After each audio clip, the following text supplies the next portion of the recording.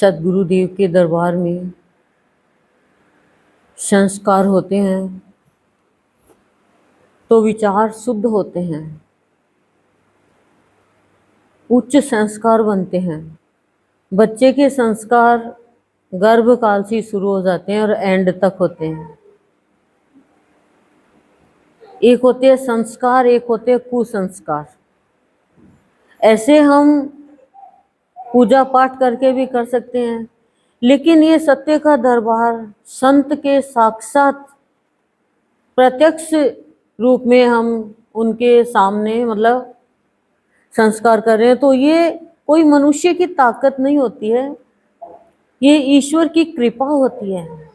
उसकी कृपा के बिना हम चाहे कितने भी योग्य हो, हमारी योग्यता यूजलेस हो जाएगी। और अयोग्य भी हैं तो वो योग्य बना देगा। उसकी कृपा को पहचानना आता है सत्संग में, स्वयं को पहचानना आता है सत्संग में।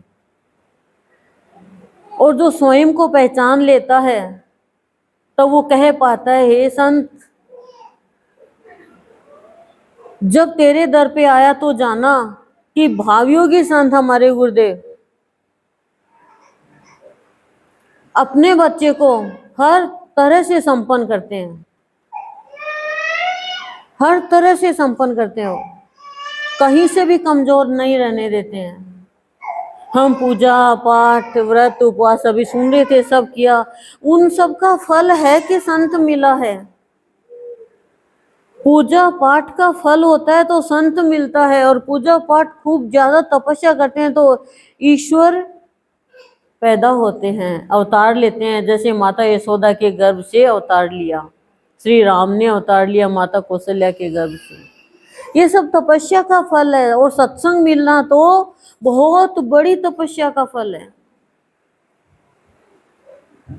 आधी से आधी घड़ी का सत्संग भी पाप कर्म खत्म कर देता है, और हम मानव जाति होकर भी सत्संग को छोटा मान लेते हैं, सत्संग के अवसर को गंवा देते हैं। ये मनुष्य जीवन मिला है कि सब कुछ करते हुए सत्संग करें हम। तो सदगुरु संपन्न तो करते ही हैं, लेकिन सदगुरु के शरण में आ गए, लेकिन सदगुरु की महिमा नहीं जानी। आपने सोने की अंगूठी पहन रखी है और आपको पता नहीं है तो आप कहीं भी निकाल के रख दोगे। ऐसे ही आपको अपने जीवन के बारे में पता चलेगा कि जब मैं सत्संग में आई हूं तो मेरा जीवन हीरा जीवन है कि कोड़ी जीवन है,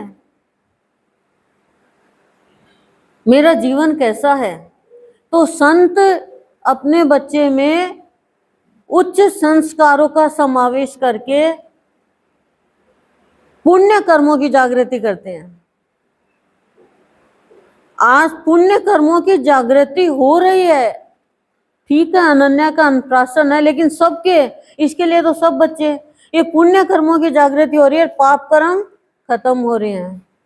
जैसे अग्नि बहुत तेज है, नुकसान पहुंचाने वाली है, तो उसमें हमने पानी डाल दिया तो वो बुझ गई, पर अग्नि हवन की भी है जिससे वातावरण शुद्ध होता है। ऐसे ही जहाँ संत होते हैं वहां का दूर दूर का वातावरण शुद्ध हो जाता है।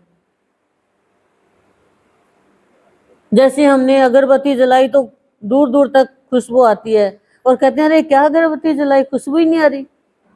तो अपने आप से कहो मैं क्या सत्संग करती हूँ, मेरे अंदर सुगंध ही नहीं है। सुगंध का मतलब क्या है कि बाहर की गलत बात का प्रभाव कभी नहीं पड़ेगा आपके। संतों को आप देखो, कभी भी गलत बात का प्रभाव नहीं पड़ता है। और संत अपने बच्चे का एक लक्ष्य बना करके हर कार्य को विशेष सम्मति से करने की प्रेरणा देते हैं। ऐसी विशेषता है हमारे गुरुदेव की, और विचारों को इतना शुद्ध कर देते हैं कि अपने जैसे का जैसा विचार बना देते हैं, उसके बाद में स्वभाव बदलते हैं, और स्वभाव बदलने के बाद में वो हर कार्य सबके कल्याण के लिए करने लगता है, और उसमें खुद का कल्याण हो जाता है। तो संत है जब जीवन में आते हैं, हम नहीं आते संत के पास, संत हमें लेता है अपनी शरण में, हम हॉस्पिटल जा सकते हैं, हम स्कूल जा सकते हैं, हम कमाने के लिए जा सकते हैं। इंटरव्यू के लिए हम जगह जगह देखते हैं कहाँ पे निकला है इंटरव्यू के लिए, कहाँ नौकरी के लिए निकला है, कोई पोस्टिंग है क्या। लेकिन सत्संग के लिए कोई ढूंढता ही नहीं है सत्संग का स्थान कहाँ है। और जिस दिन सत्संग कर लोगे आप जान पाओगे कि जो कुछ हो रहा है ईश्वर की कृपा से हो रहा है। मान लो आपका विरोध भी हो रहा है तो वो ईश्वर चाह रहा है, नहीं कोई मनुष्य की ताकत नहीं है कि किसी भी भक्ति करने वाले का विरोध करे क्या। तो सत्संग आप 10,000 वर्ष तपस्या कर लो और आधी घड़ी का सत्संग कर लो, सत्संग बड़ा रहेगा। और सत्संग में क्या है, बैठना पड़ता है खाली, लेकिन सत्संग में जो बताया जाता है वो ग्रहण तो करना पड़ेगा ना, नहीं तो सत्संग में आनंद कैसे आएगा। तो सत्संग हमें स्वयं से जोड़ता है। सबसे पहली बात, हम तो पर से जुड़े हुए हैं। और सत्संग में आने के बाद में हम जो सत्संग का अवसर प्रदान होता है उसमें हम देख पाते हैं कि कोई भी कार्य शुभ अवसर होता है, कार्य प्रारंभ करते हैं तो हवन करके प्रारंभ करते हैं, तो उस कार्य में सफलता मिलती है। यानी हर कार्य में सहायक ईश्वर होते हैं। दूसरी बात ये कि भक्त जो होते हैं एक समय उनका भी आता है, जैसे हमारा एक समय आएगा एंड में, लेकिन भक्तों के लिए तो वो काल भी ताकता रह जाता है। काल कुछ नहीं बिगाड़ेगा उसका, क्योंकि कालातीत जो मृत्यु से भी ऊपर है वो तो उनमें लीन हो जाते हैं। लेकिन भक्त कोई ये बाहर का धन दौलत ये इनमें बिल्कुल नहीं उलझते। वो एक चीज छोड़ के जाते हैं खाली, बताओ क्या छोड़ के जाते हैं? भगवान का नाम। मीराबाई ने क्या छोड़ा, गोपियों ने क्या छोड़ा, उनका धन। तुलसीदास जी ने क्या छोड़ा, संत रैदास ने क्या छोड़ा, हमारे गुरुदेव ने क्या छोड़ा, वो धन जिसे हम जीवन अलौकिक बना सकते हैं।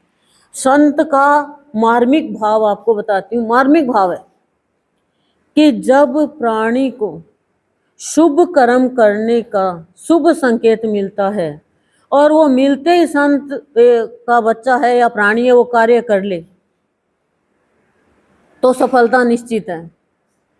लेकिन शुभ कार्य का शुभ संकेत मिल गया, नहीं आलस्य आ रहा है, आज नहीं, आज तो नहीं, कल, वो गया। अब चाहे कितना भी आप सर पटको सफलता मुश्किल है, क्योंकि वो अवसर था उस चीज का। आप भूख लग रही है, आपने एक बिस्किट खा लिया, गई भूख, भूख मारी गई। ऐसा ही है संत का भाव भी, मार्मिक भाव है। और संत की कृपा से ही असीम भाव में भक्त जीना सीखता है। लेकिन संत का भक्त जो होता है ना वो सबको साथ लेकर चलता है और विचारों को शुद्ध करके, संत क्या करते हैं, भक्त के विचारों को शुद्ध करके और उत्थान का मार्ग प्रदान करते हैं। उत्थान का मार्ग क्या है? एक पतन का मार्ग है, एक उत्थान का। पतन का मार्ग क्या है? बुराई का मार्ग है। हम कहते हैं ना गलत रास्ते पे मत जाओ। पतन का मार्ग बहुत लोगों ने अपना रखा है। आप झूठ बोल करके ईश्वर को पाना चाहते हो, अपनों का भी प्यार नहीं मिलेगा। झूठ के संस्कार होते हैं ना वो कुसंस्कार होते हैं, वो अपनों का भी नहीं मिलेगा। आप बहाना बनाते हो, क्लियर बोलना सीखो, साफ, हृदय बहुत शुद्ध हो जाएगा। और सही में अन्न प्राशन की बजाय अन्न प्रशासन बोला तो ये प्रशासन ऐसा ही है, प्रशासन की कार्रवाई है, तो अन्न का ही प्रशासन है सबके पेट में। बताओ, साफ कह दिया, मुझे बोलना नहीं आ रहा, ये बताओ। तो साफ कहना, सुखी रहना, ठीक है ना। साफ आप दिल रखोगे तो सब माफ कर देंगे भगवान। बच्चे का साफ ही तो होता है सब। संत ही है जो हमें हमारे जीवन में परम भाव प्रदान करके परम तत्व में लीन कर देते हैं। संत क्या देते हैं? सबसे पहले बताओ, संतोष। संतोष देते हैं संत। बाकी लोग क्या करते हैं? खाली बात बनाते हैं, सुनाते हैं, संतोष लो संतोष लो। आज किसी के दुख आ गया, उसको कहते हैं एक दूसरे को देख के संतोष लो, नहीं लिया जाता, नहीं लिया जाता संतोष। जब बच्चा बीमार है नहीं लिया जाता संतोष, जब अंदर में तकलीफ है नहीं लिया जाता संतोष। लेकिन संत हमें वो धन देता है। क्यों? संत हमारे विचार बदलते हैं, हमारी भावना बदलते हैं। संत कहते हैं शरीर मिला है खाली खा पी कर मोटा ताजा होने के लिए नहीं, ये शरीर मिला है भक्ति के लिए, भाव के लिए। हमारे अंदर वो भाव सत्संग से आता है, संतोष आता है। सच्ची में जब संतोष आ जाएगा ना तो बिल्कुल भी आपके जीवन में दुख नहीं रहेगा।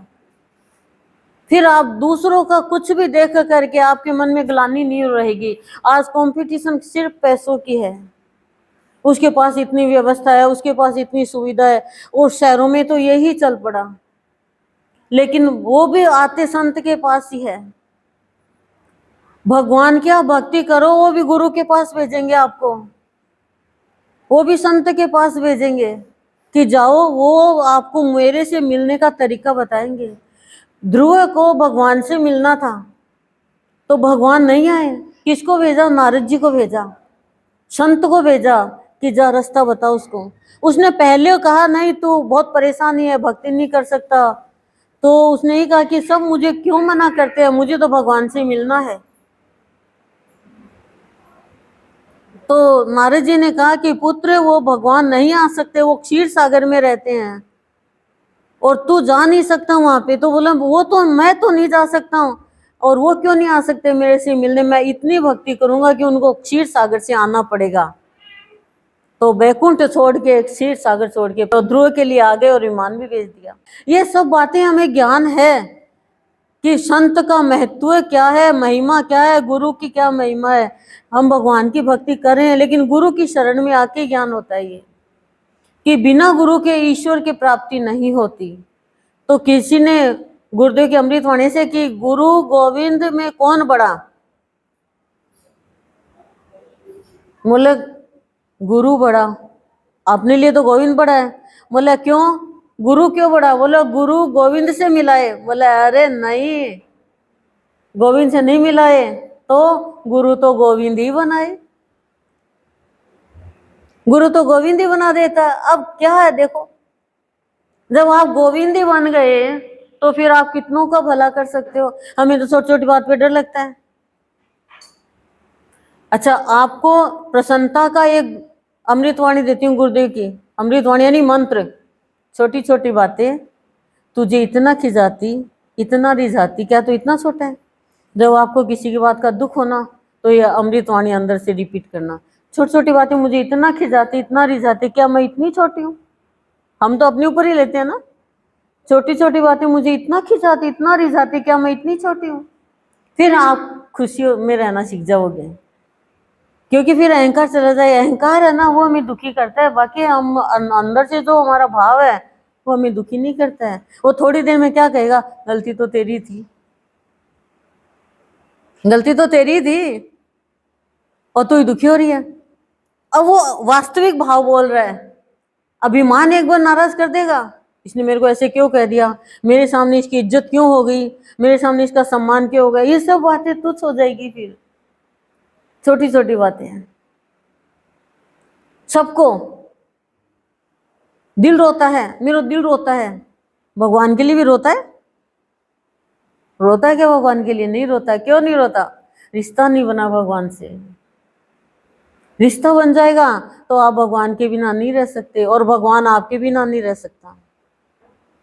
समझे क्या? टाइम हो गया।